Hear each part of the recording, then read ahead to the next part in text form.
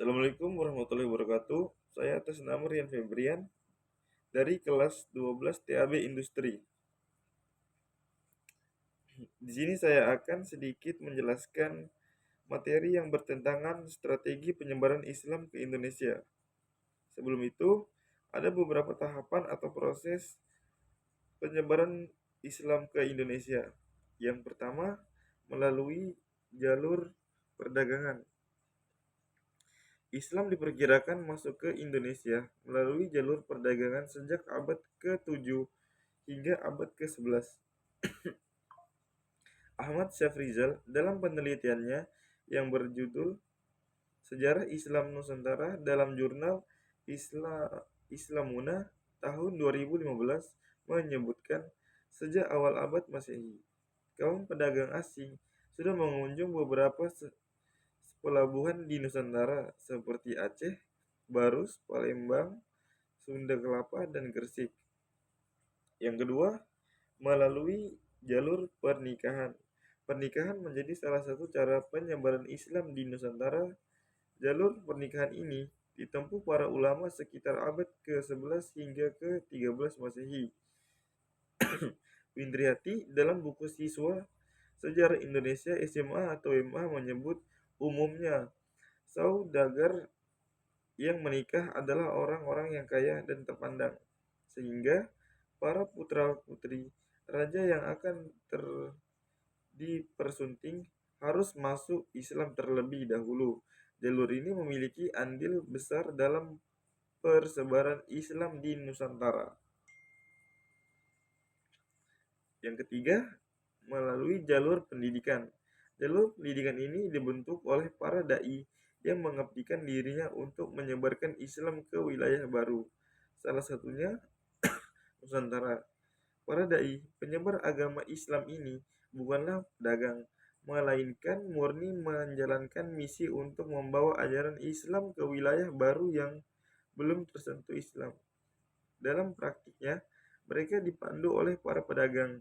Jalur pendidikan ini memegang peranan yang cukup penting, sebab melalui dakwah Islam yang semula dikenal di pantai-pantai sepanjang jalur perdagangan, akhirnya bisa berkembang luas hingga ke pulau-pulau Indonesia bagian timur.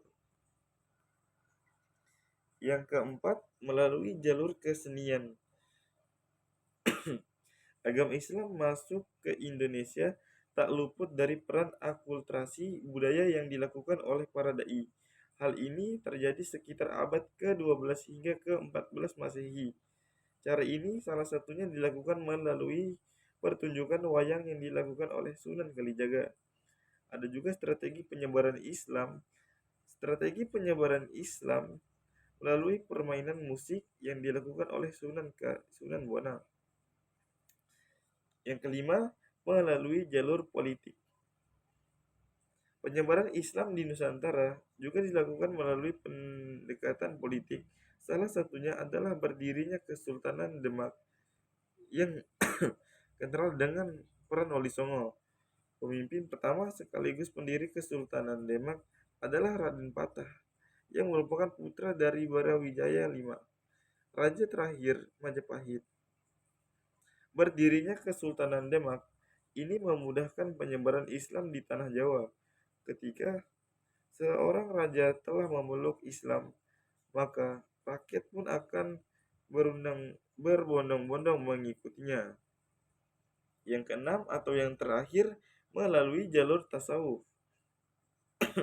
Menggunakan gaya hidup sederhana, bersahaja, dan tidak mementingkan dunia. Dengan cara ini, banyak penduduk yang tertarik dan simpati kepada mereka. Selain itu, para ulama ini walaupun mengutamakan hubungannya dengan Allah, tetap bergaul dan bersosialisasi dengan masyarakat. Karena itu, para penduduk berniat untuk menjadi muridnya yang kemudian para ulama mengajarkan Islam kepada penduduk dan diangkat menjadi muridnya. Oke, mungkin cukup sekian sedikit penjelasan dari saya. Kurang lebihnya mohon dimaafkan. Apabila ada kesalahan kata, mohon dimaafkan. Wal taufiq wal hidayah. Wassalamualaikum warahmatullahi wabarakatuh.